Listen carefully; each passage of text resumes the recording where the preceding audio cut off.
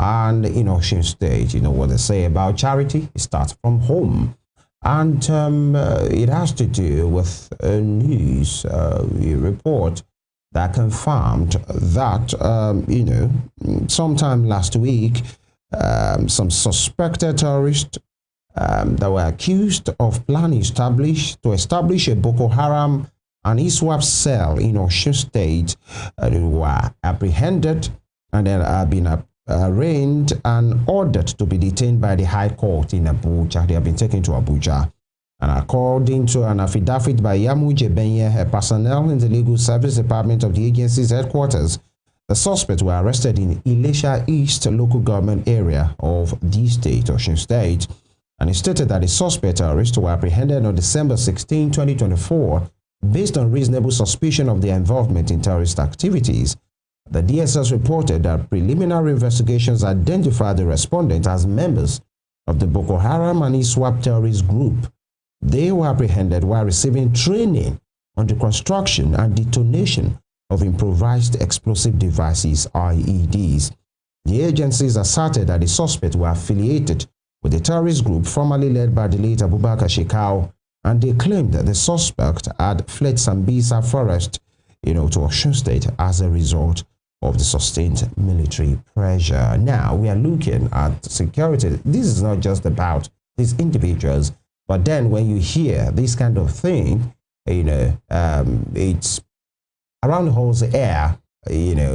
Residents of the state, we need to be sensitized, and informed about the exigencies of times and why everybody should be everybody's neighbor and keeper. Right now we have with us two gentlemen, people of influence in their endeavors. First, a public affairs analyst and a lawyer.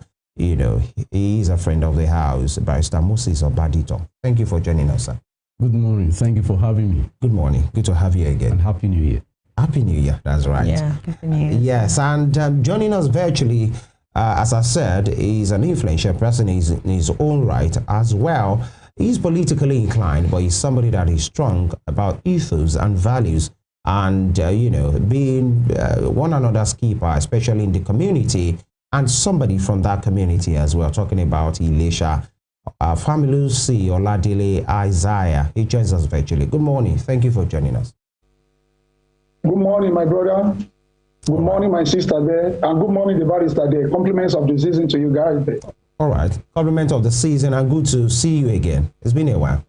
Yes, my brother. Thanks. All right. Yes. Let me start from Barrister Moses Obadito. This news is not hidden. It's not a rumor. It has been confirmed. The DSS are on it. Those guys are arraigned in court. And in fact, the DSS are seeking for 60 days to have them detained so that they can continue with their investigation. And, Milords have found it, good, and they have granted their prayers. Were you surprised when you saw the news that around you, around us, an Ilesha that I know, is having these elements? I wasn't surprised at all. How do you mean?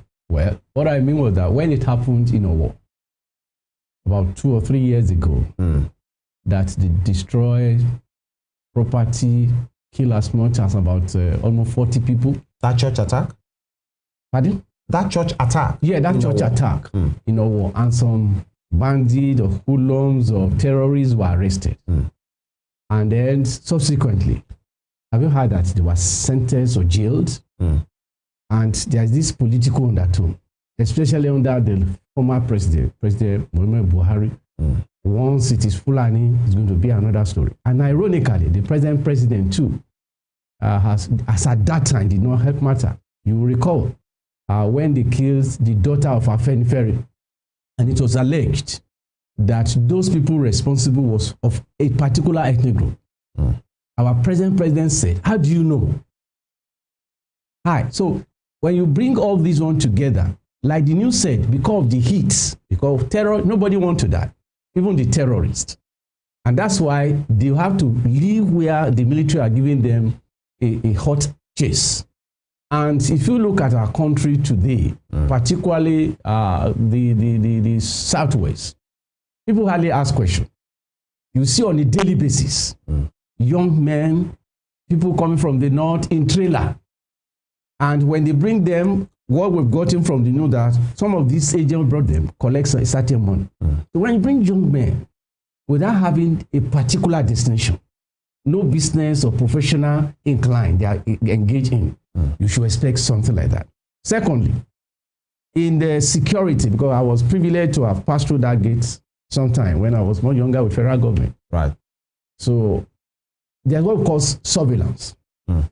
In surveillance, it could be man and it could be machine. When you look at the way the surveillance is being done in some African country, for example, there was a time around 2007, I was entering Togo around 10 p.m. As soon as we were entering Togo like this, that means the capital, the way the chief ask question, who are you? Why are you coming by this time? Let me see your bag. And they put some other instruments. People arrive from just anywhere, particularly in the southwest. I was with another person who were going for an investigation with police officer towards the Kuku. And the man said, in southwest there, it's a bit better. I said, what do you mean? He said, here is porous. That if you travel 1 kilometer in the east, you'll be asked to come down. They will check you. They will ask questions. So if you look at this surveillance I'm talking about, it's a bit not effective. And then you look at the closed circuit television. Remember I talked about the CCTV. And you remember the abracadabra they supplied on the days of President Goodluck Jonathan. And those people supply it, knew they were not functioning, and no penalty was given. In most of developing countries today, there is no way you can get to the capital of a state without surveillance monitoring you. And remember, Ilesha is an ancient town. When we were in primary school, they asked us a question, and it has to do with maybe on social study. Where can you get gold? Ilesha. And a tin, Jos. So Ilesha having this gold.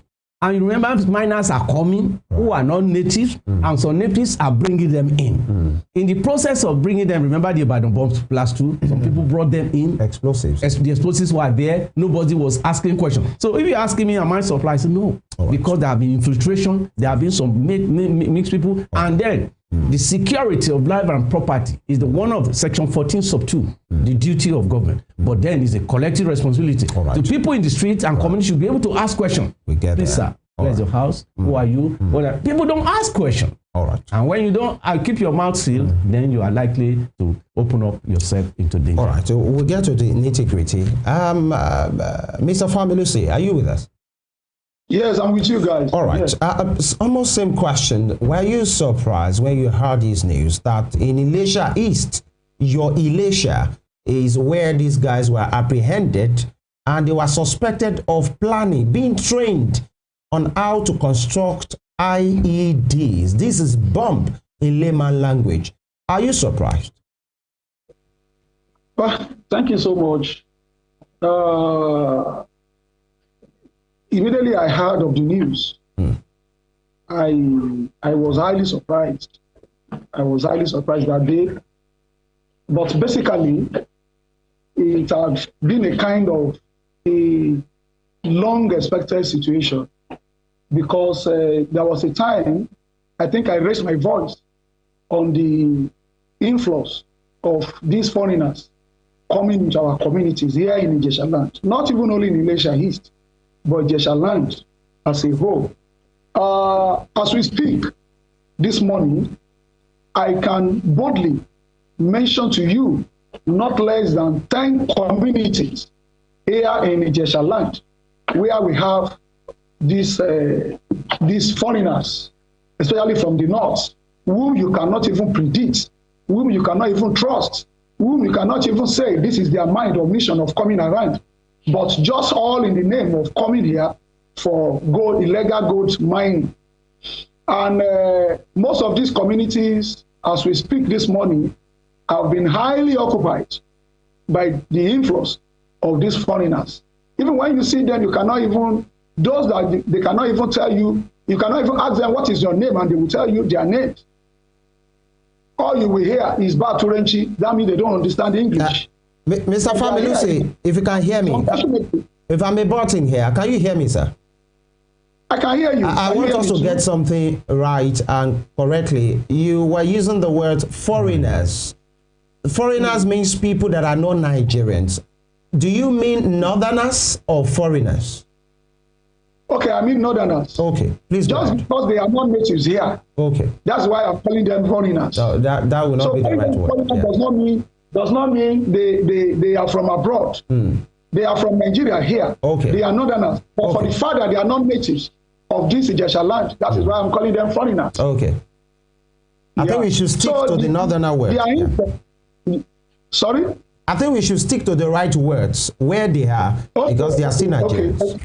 So the influence of these northerners here, whom you cannot predict, you cannot dictate, or you cannot even say this is their mission of coming around, just in the name of coming here to engage in illegal mining activities. And like I said earlier, I can boldly tell you 10 communities, 10 good communities that they are fully occupied now in Ijesha land. When you mention Igun, you mention Ibodi, you mention Itagun, several places here. So these people have already surrounded us in Ijesha land. And the only prayer that we are just praying now is just for God to save us and save our land. So I was not really surprised when I heard the news just last week. All right. So that we just, put it in the right context. Apart from these guys, 10 of them who, have northern extractions, maybe I should add as well, this apprehending of these guys that are terrorism related or inclined or suspect were not just these 10 alone. In Axis, in Modakeke to be precise, 2 guys, and they are Ayomide Akintunde and Nuruddin Adesina as well, were apprehended for having ties with some Moroccan terrorist suspects. Those Moroccan terrorist suspects were apprehended and they are in detention in Spanish, under the Spanish authority. But they were still making calls, and those guys traced them to Nigeria. They traced them, the 2 of them, of Yoruba extraction to Modakeke Ife. And those guys have been apprehended as well, and they have been arraigned. The DSS are seeking, and in fact, their prayers have been granted that they be given 60 days, to detain those guys and investigate. So it is not just about these northerners. 2 guys who are Yorubas as well were apprehended in Modakeke. So are you sure we are not ethnicizing the security dimension to this? We are not ethnicizing it, my brother. The first question you asked me was the one that happened here. Yeah, that's in right. Ilesha. That's right. So the one that happened here in Ilesha did not happen through these Moroccans that you just mentioned now. But those that were apprehended here were northerners. So the reason why I was laying emphasis on the northerners here, who were arrested and engaging in such activity. All right. But that one of the Modakeke that you mentioned, if truly we want to speak about this thing, you can only say it, you can only relate it to whatever happens in your area. Right. But that of Modakeke that you just mentioned, and you mentioned Yoruba names, there is no how such thing will happen that will not have the hand of the residents. And even those Yoruba guys you just mentioned now, they might not even know, maybe in the first instance, may not even know the mission of these Moroccans. They may not know their mission. They might not know their mission in the first instance. But probably those people just came and gave them excuses, gave them false narratives, and the reason why they came around. And the whole thing just happened like that. All right. Now it has ranked and they were apprehended together. Yeah. So it's that's right. But the only thing we can just say now is to provide a lasting solution. Exactly. To curb this terrorism in our area, in our midst, because the fact remains they are already here with us. All right. Okay. Yeah. Okay, I'll start with you, Barrister. Yeah. From the last thing Mr. Isaiah said, he said to curb this menace, to curb these insecurity challenges. Now, I'll come to the governors of the Southwest. the Oyo State governor has been speaking out for a while, talking about these bandits are coming into the southwest.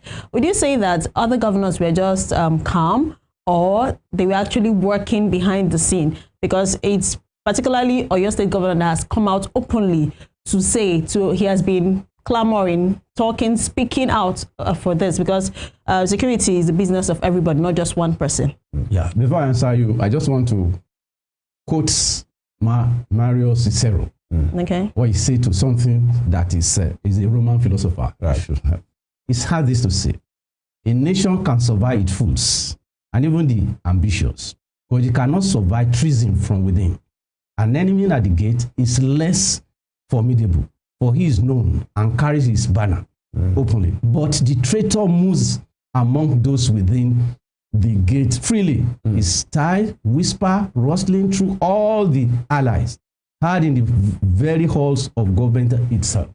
So I just want to pause on that quotation. I will try to explain that. Yes. Either it's from Ife or from Malaysia or everywhere, there must be a collision. In law, we call it conspiracy. Okay. Either you are from Morocco, you are here and there. I just want to buttress on what he was saying. Not to just exercise it, but to make it sure that when you come into things like this, they always have a motive. Yeah. One, it could be because of their, what they call their philosophy. The motive, what they want to establish. Oh, we have destabilized. We want to extend it to this place. Then you ask a question. As only governor of Oyo State, I would say no. In fact, the first man who started the cry is now late. Yes. And that was the governor of Ondo State, late Apprehended. Okay, yeah. To the extent that he even make a state legislature that the reserve forest was meant for research, for herbs and many things, and that it has been infiltrated by the herdsmen. And I'm giving them within 14 days to vacate the place. The then spokesperson to the then president, Shehu Garba Shehu, has to answer, you don't have the right. Nigeria has freedom. Yes, in the constitution, no absolute freedom. For example, I once worked with a governor in that place, but I cannot walk in there now and say I have freedom. And then they say, what are you asking for? I say, I have freedom. And then move to. So there must be a limit to your freedom. So if you come all the way from east or west and then you infiltrate forest, how did you get there? Who are the people that welcomes you? For example, look at the Elisha they are talking. I've been to Iperido. When you get to that place, you realize they have damaged some of the soil for the next 50 years, except there's another way of doing it. By who? By miners? By miners. Because when they dug it, become a pool. Yeah. And in fact, a young man who came for the chieftaincy of the grandmother got drowned. He thought it was just ordinary water. And that's why he died in that place. So what am I saying to the extent is that Apprehended raised it and went, the center were trying to not to allow, he called the Southwest governor and said, look, we need to establish a body. And that's how the Amotekun was born. Yeah. Except Lagos, who tried to maintain neutrality. And the reason was simply because the president view was a bit different. They do not see it as a particular group infiltrating. They gave an explanation then to say they have their own neighborhood watch. Yeah, they have their neighborhood, but there's now it's coming. If you look at today's paper now, if you see today's paper now, it's now seeking for the cooperation of the Southwest governor. That's Sanwo-Olu himself. Yeah. So what we're saying is then every state governor has done one thing or the other. And if you look at Southwest, they have Amotekun, and they also have joint surveillance work. If you are traveling from here, after you leave Elisha and you are going to Okemesi, you will see that these people are meeting, and there have been some arrests here and there. So then there's this the people normally work in they call them forest officers. Guards, yeah. So they are also operating. So it's not that they are sleeping. The only thing, perhaps, is that maybe they are constrained because of lack of synergy, cooperation within the police, the DSS, and the army. But in recent time, they now realize there's a need for them to now work together. And that's what make it easy for the DSS to be able to appoint the people they are appropriate in the Elisha and the Ife. Because no tree can make a forest. So no governor is sleeping. They are actually working. And we need to praise the governor of Osun State and for making sure the Amotekun and the police are working together, once that cooperation is established, we will say they've done well, but that is not enough. What they need to do is to see how do we improve on surveillance. How do we get the gadgets? For example, if you look around, there's some thing you can just put into the air. I just forgotten the name now. You just take the picture of what is in the drone. Very good. Pick what is in the forest. We have a lot of forest.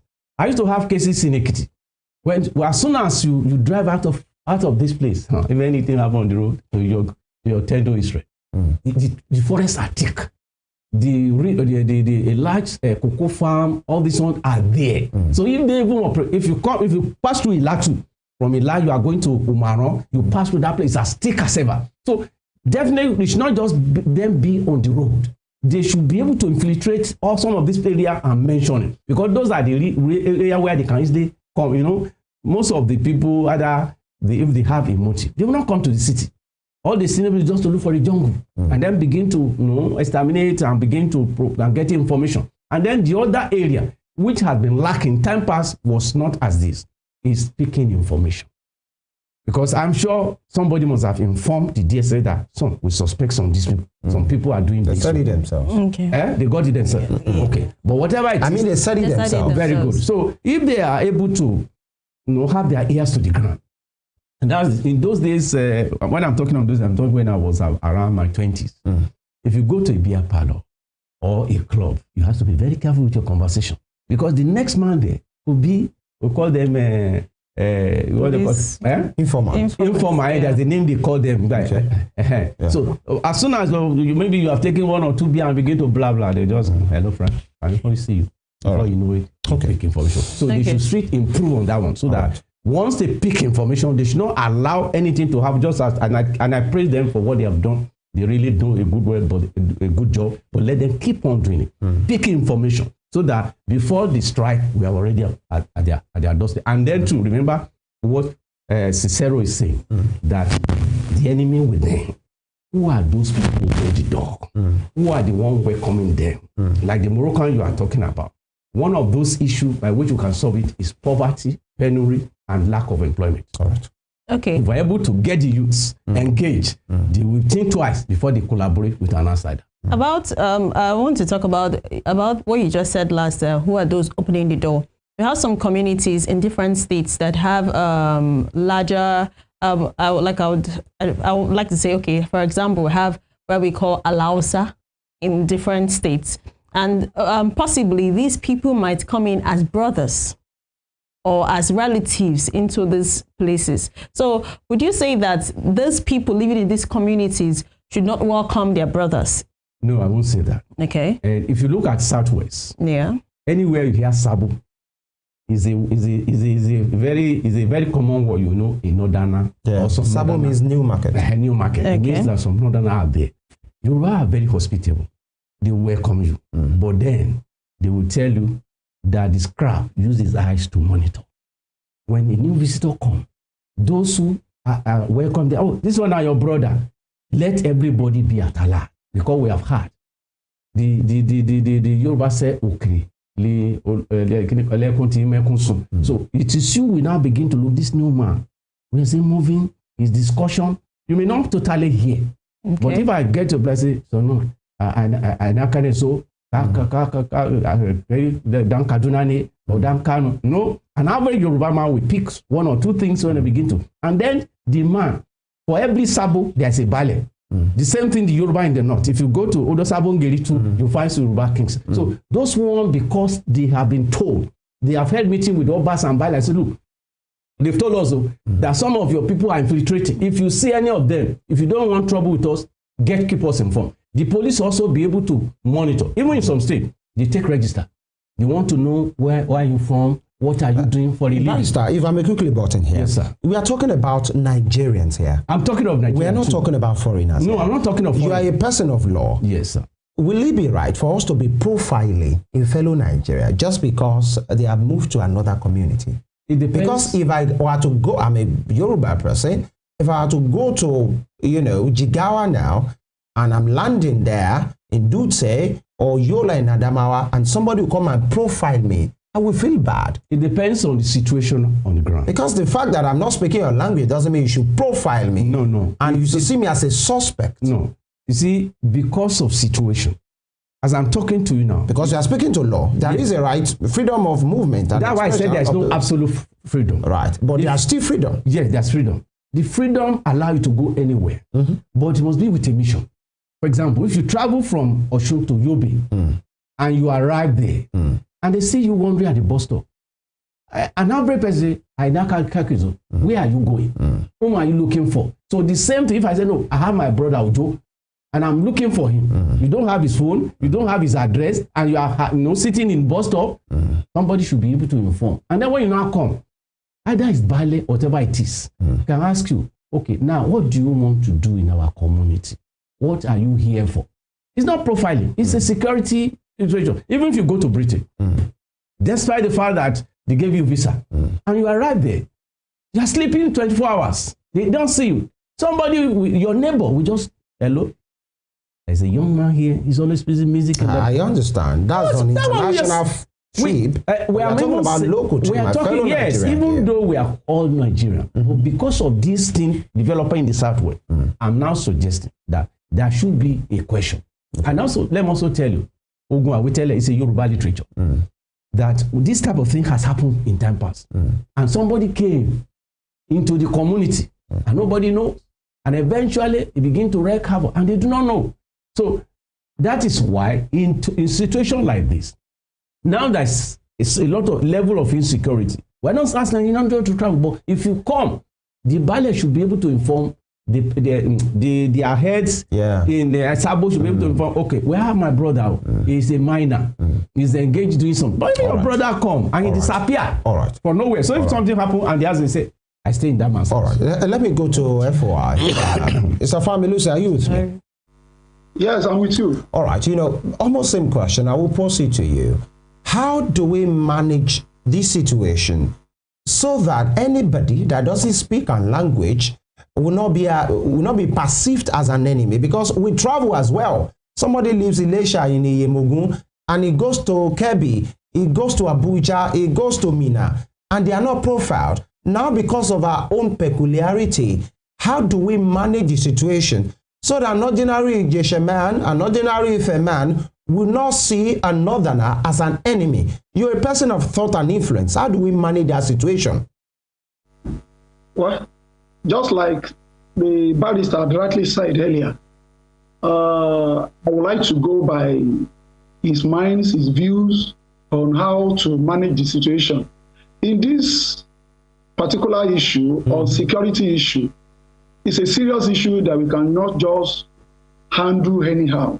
Right. And most times, like the general saying that most times you use abnormal situation to handle abnormal solution to handle abnormal situations at times. We need not to disease ourselves. If we should rate the percentage of insecurity in the north, compared to what we are experiencing in the south or in the west here, we will know that we have nothing here compared to what is happening in the north. So if you are seeing northerners among you here, in your midst here, and you providing them anyhow, there's nothing bad in it. And unfortunately, we are not even doing that, because daily now, if in a particular street here, you see about 10 or 15 of them, of the northerners around you today, but tomorrow don't be surprised. You might just wake up tomorrow morning and you see them in 50s and 100s. This is what we are seeing in Ijesha here. I reside here. I'm from here. I reside here. I wake up here daily. I sleep here. So I know them. We know them. We are seeing them. So they are coming in hundreds. They are coming that you cannot even say. By the time you go to a particular house, you might get there today and you see just about 3 northerners living in that house. By the time you go there the next few days, when you get there the next few days, you see them in 50s and 100s residing in the same building. So how come? When did they arrive there? How did they arrive there? So who registered them? Who know them? They know themselves. You don't even understand their language. That is the problem. So managing them, I think, though I want to appreciate our security agencies We want to appreciate our authority here. At least they are doing their best. They are trying their best. So, but I only advise that they do more. And even the community leaders too should wake up. We should wake up from our slumber. We should wake up and begin to monitor these people. Unfortunately, most of even our traditional chiefs here, you will discover that they are even leaving their houses. They are giving their houses on rentage for these people because they are collecting money from them. But that would not be bad. Is that a bad thing? How is it not a bad thing? The Northerners are coming and you are hearing the situations of insecurity, but you are leaving your houses, you are giving them on rentage for these people. The people all in the name of engaging in legal mining, just because they are ready to pay any amount of money you are asking them to pay. And that is the result of what we are experiencing now. FOI, let me ask you categorically, is mining the problem? It is one of the problems we are having here. Major problem we are having around us in Ijesha land here. 98% of the level of insecurity we are experiencing now emanated from this mining issue. This illegal mining. Mining is not the problem, but this is illegal mining. Illegal mining is a problem. So most of our farmlands are destroyed. So it is as good as if the whole Ijesha land is surrounded with holes. There are places you cannot just go to, you cannot just walk in anyhow.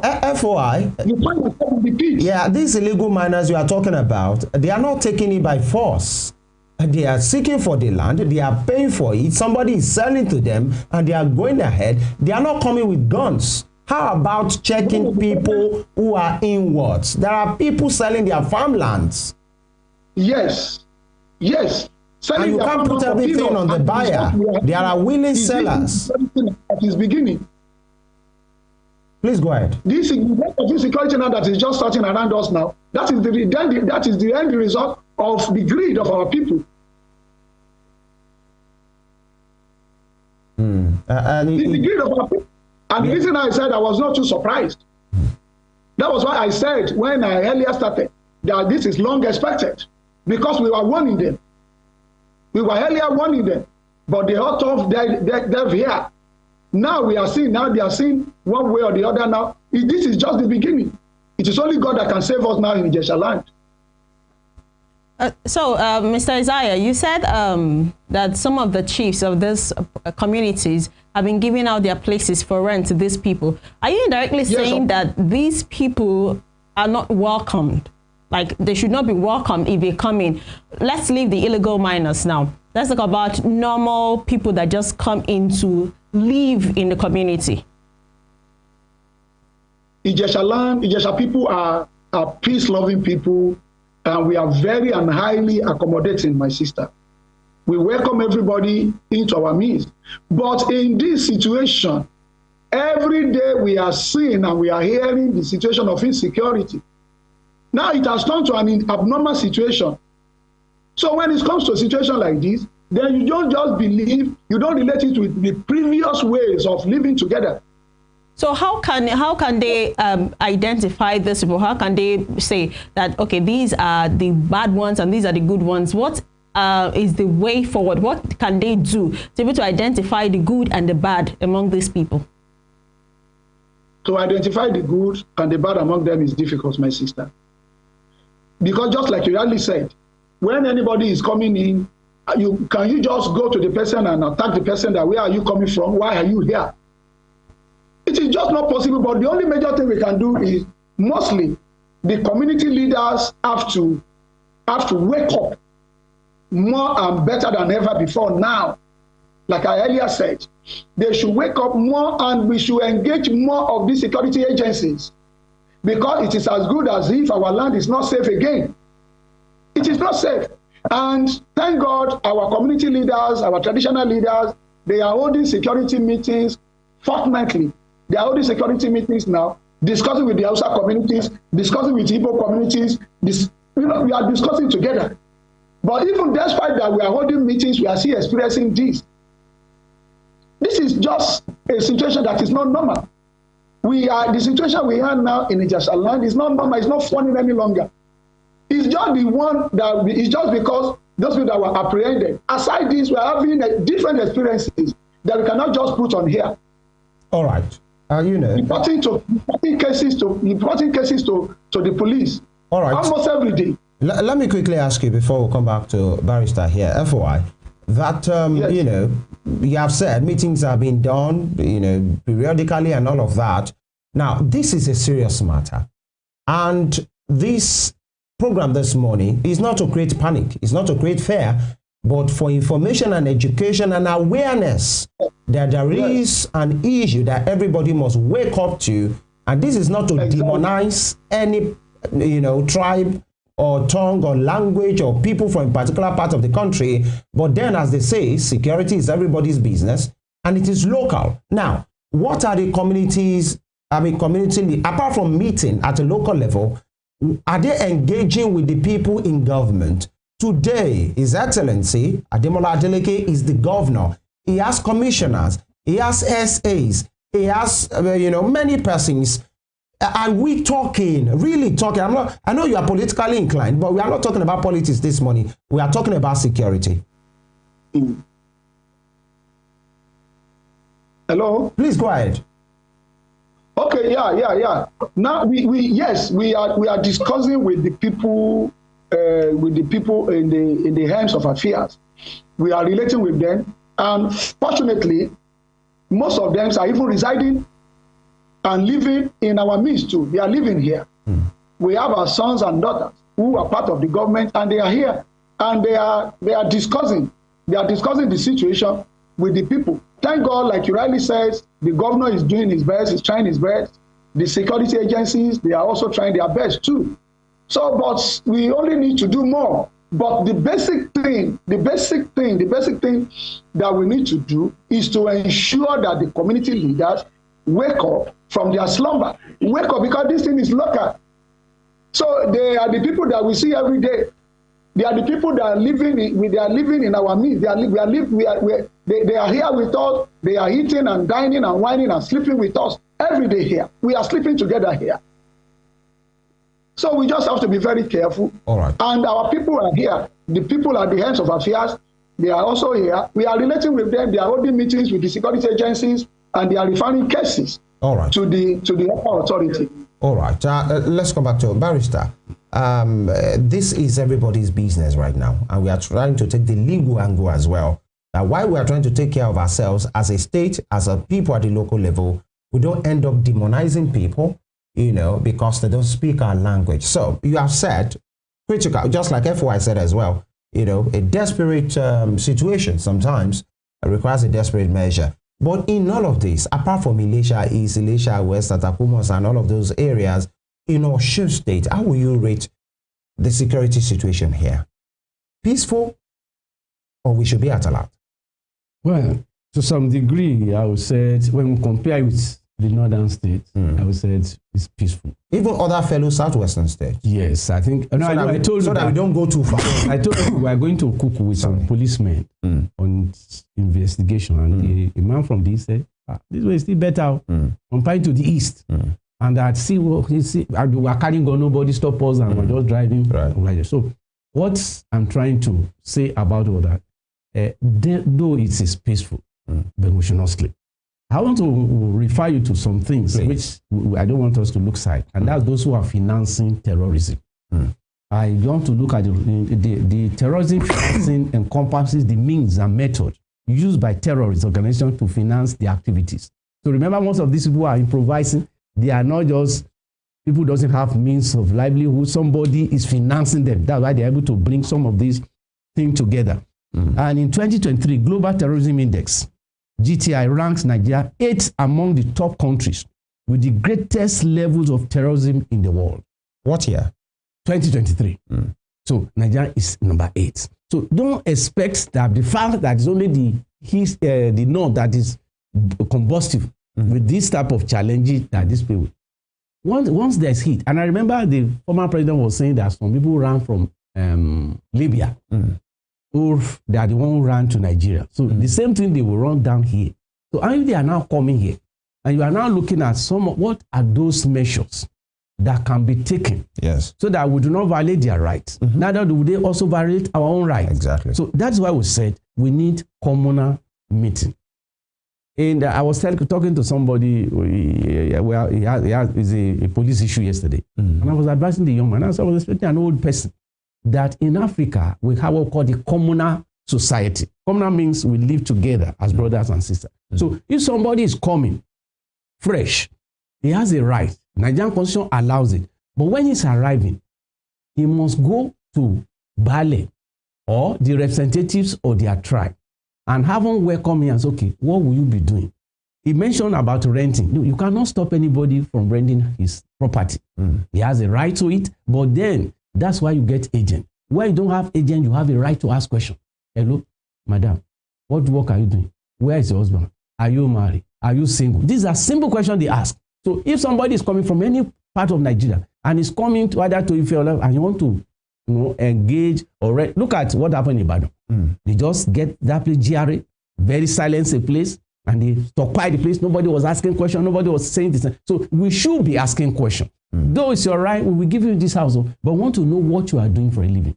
We want to know when you will be closed. In some houses, you have cause to go to rent tribunal. When the landlady or landlord said by 9 p.m. if you don't come, they lock you up. I said, if you don't have that kind of temperament, you should have given your house to somebody, because some men will not come by 9 p.m. So the same thing when these people are coming. The law is that they have freedom to stay. But then, like I said, it's not absolute freedom. Where the state comes in is this. And if you know, because I know to some degree I worked with governor before, they hold what we call security meeting, either weekly or fortnightly. And in this security meeting, they ask questions, what happened in your area, what happened this, and then the government also give them mobilize in front of fueling, in terms of gadget and many other things. So we will be asking that most of these we call vigilante should also be assisted by the local government. I'm leaving the state now because the local government have their resources. Right. And the vigilante are closer to the local government. They are closer to the forest where these people are doing their experiment. So if the local government can assist the vigilante, as well work with those forest ranger to see how they improve, and then the mobility. Because another thing to raise alarm, if they don't have vehicle to move, they are going to be. So it is something that has to be re-strategized. Sorry. I'm emphasizing local government again. Because the local government is just there. They are closer. They are supposed to know. And let's also tell you, sir, that in 774 local government in Nigeria, we have DSS there. So they could work with the DSS in every local government and making sure there's a place to pass information. And then there must be a phone which the local government chairman or the secretary or whoever is put in charge of security to be able to say, please, this phone is available in case you suspect some movements or some load. Sometimes you see some, when you are driving, I go a lot as a lawyer, and sometimes, and you see some hefty trailer entering some narrow road and ask question, what are they taking there? So people should be able to know. We should not just rely on those police at the point. So if the local government are able to do this job, passing the information to DSS, the DSS working with the police, it will be easy.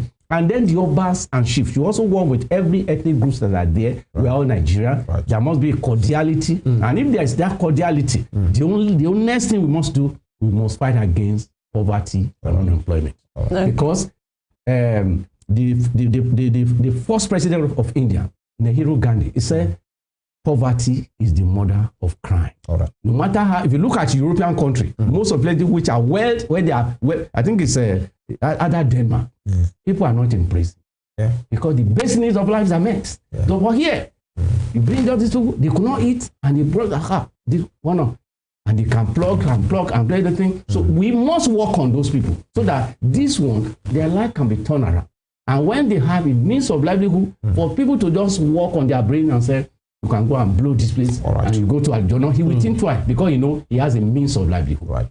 Okay, Barrister, you talked about profiling some time ago, like a few minutes ago. I would like to know, is there a body responsible for this profiling of individuals in a community? We have it in local government. Okay. They do not deal with Nigeria. They deal with foreigners. But remember, it's not only Nigeria that are involved in this one.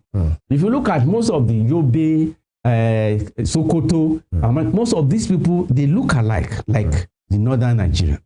And when they come in there, it is only when they communicate through the accent they were able to know this one is not outside from Nigeria. The same thing if you go some part of northern Ghana, you find some outside there, the accent betray them. So if these people come, they go to local government to register. But if you are a fellow Nigerian, we are only saying that if we find some people, for example, by now, go to Alikuwodo, because my office is there. Yeah. Just get closer to the market. At least you will see about 20 northern youths hanging around. What are they working for? Who will engage them?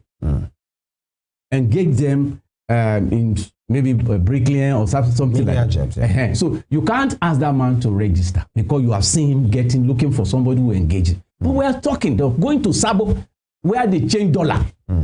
See people walking, money, and sitting down and talking, not doing anything. So we will only ask the person who is in charge of Sabo and say, please, if your brother come here, all right, we want to know those of them who are engaged so that we can be of help. It's not going to be a harsh language. So that if there's any of them that will help to secure job for security reasons. Quickly, let me pose, before we go back to FOI, a particular, I know you are passionate about this conversation. No, security, if you... I understand that you have to stand up. I don't die during the Abacha days. To demonstrate, so I understand. Now, there is this situation in which you see in some communities, there are these guys, you know, most of them, you know, you might say they are of northern extraction, but not only limited to them. We have people among us too. When I mean us, people around here who do that job, the scavengers, those who pick iron, you know, there's a name they call them, quite derogatory, so I won't use that. But they are scavengers. Yes. They pick iron and all of those things.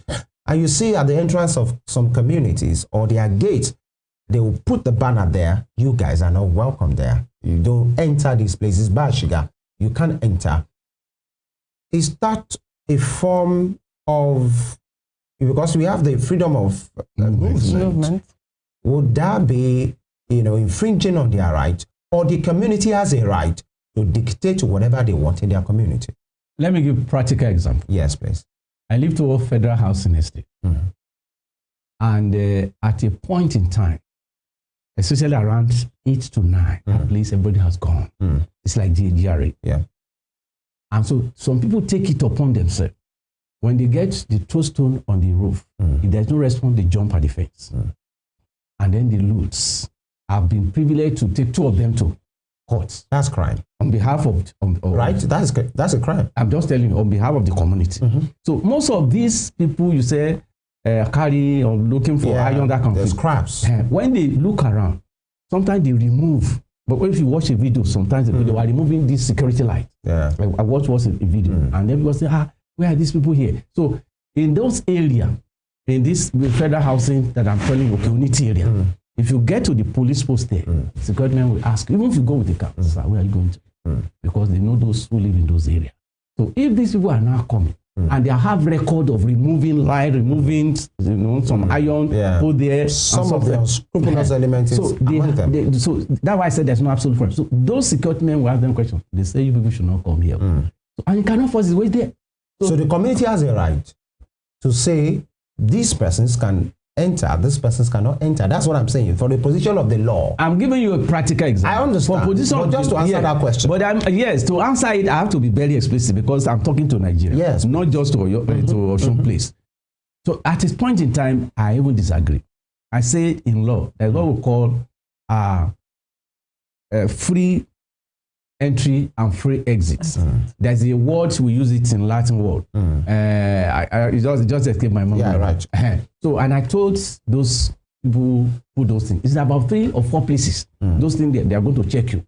I said, you cannot stop people from passing through this place because it is against the law. That even in the GRA, that you can only ask them questions. And if you suspect that the unwanted visitor, you can call the attention of the police. But they have a right to prevent those crimes from happening. That's what they are doing. That's the purpose of it. Yeah.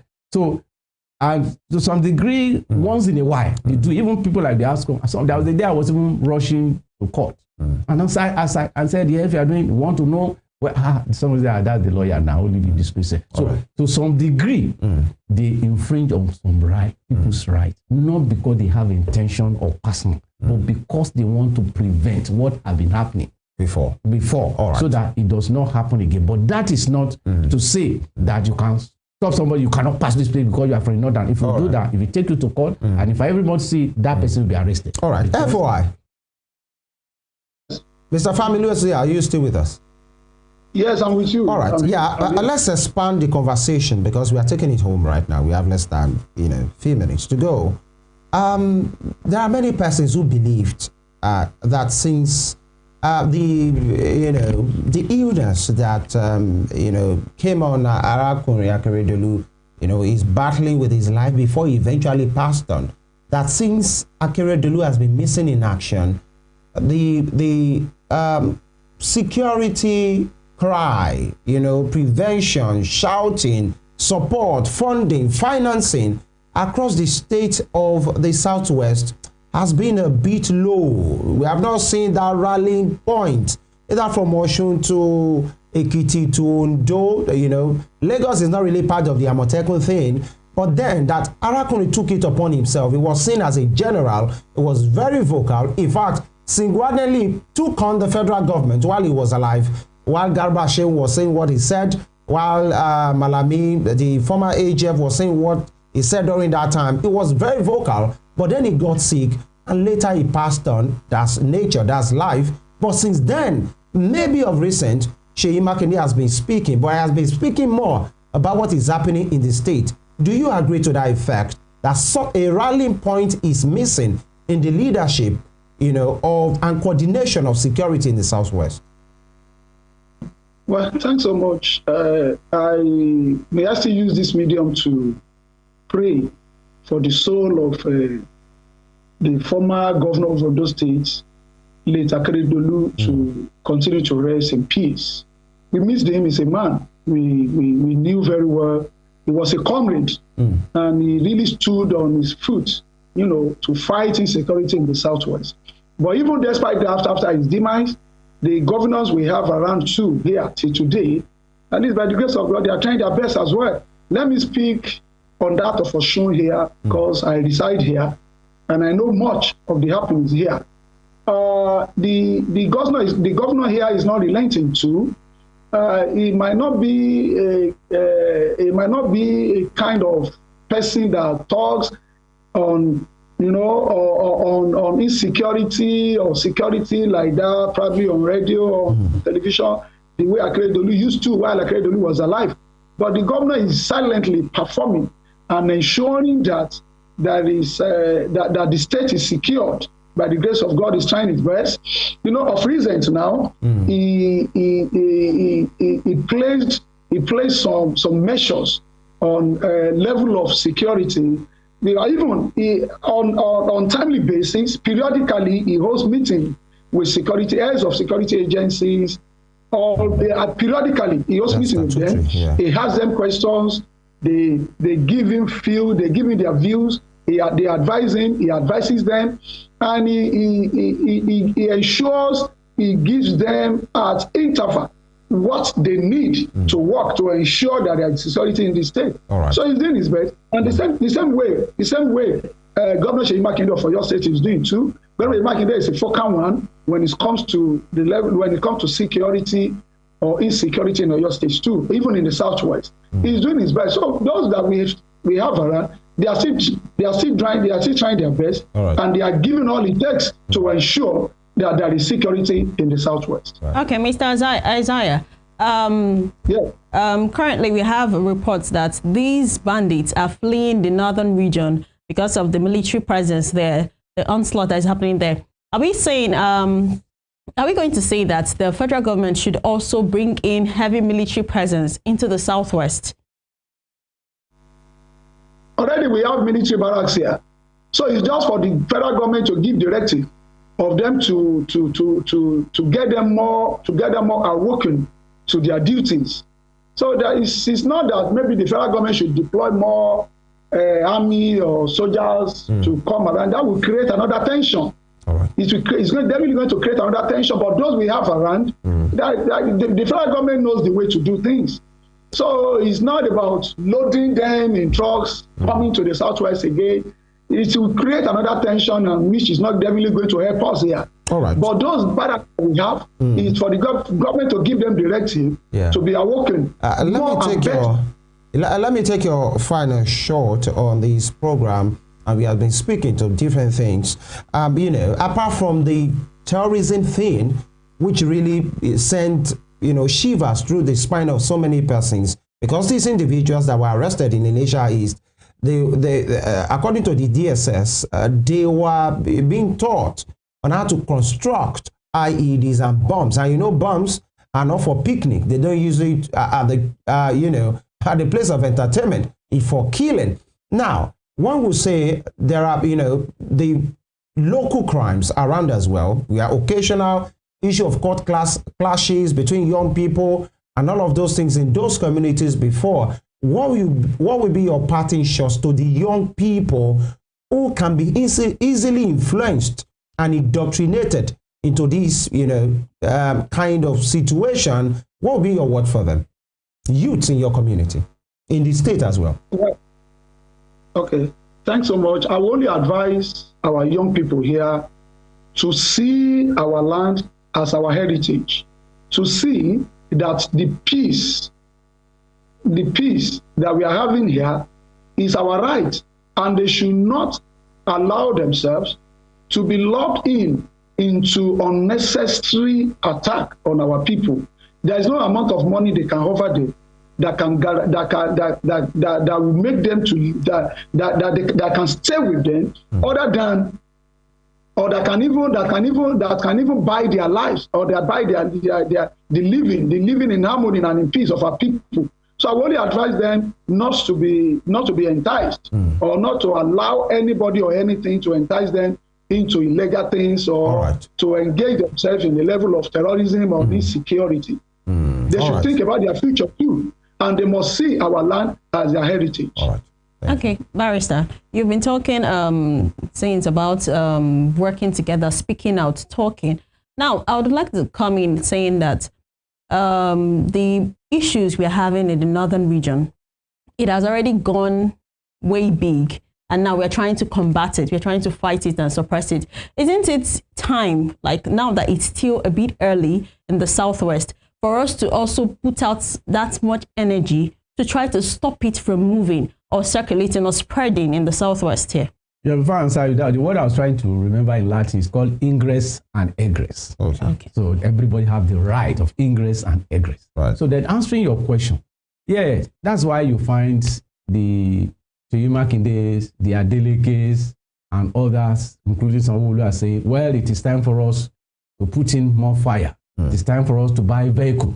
I remember one state bought some, I think yesterday's paper, I bought some this ATM, this big machine for that can use for, you can use it when they are shooting. It just the armored cars. And I think in this state too, we have here and there. And those who have, some of them that is now old, they could change them. So definitely they are doing that, but that's not enough. What is uppermost is to look at the genesis.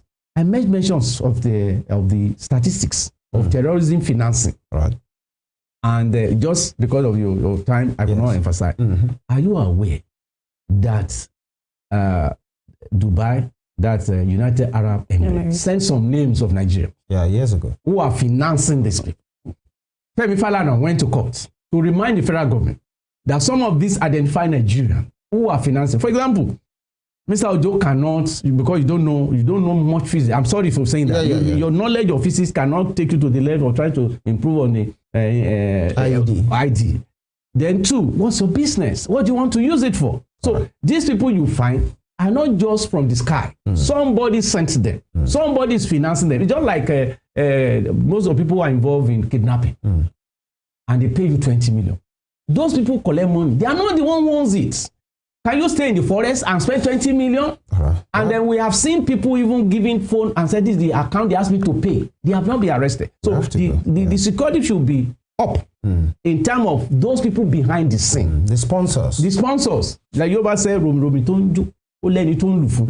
who are behind them, they should go after them because these people will give information. So let's get those people who are behind because without them, we are just wasting time. All right, thank you. Public affairs analyst and lawyer, Barrister Moses Obaditon. Thank you for your time and your take. Thank you for being here today and for always as well. Thank you very much. And of course, he's a public affairs analyst as well and quite an influence in his own community, Fami Lucy Oladile Isaiah, commonly called FOI. Thank you for your time and your take, sir.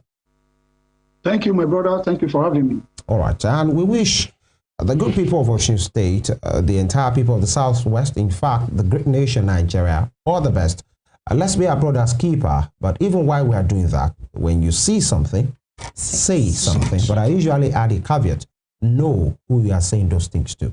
Because that is very important. We have to go, that.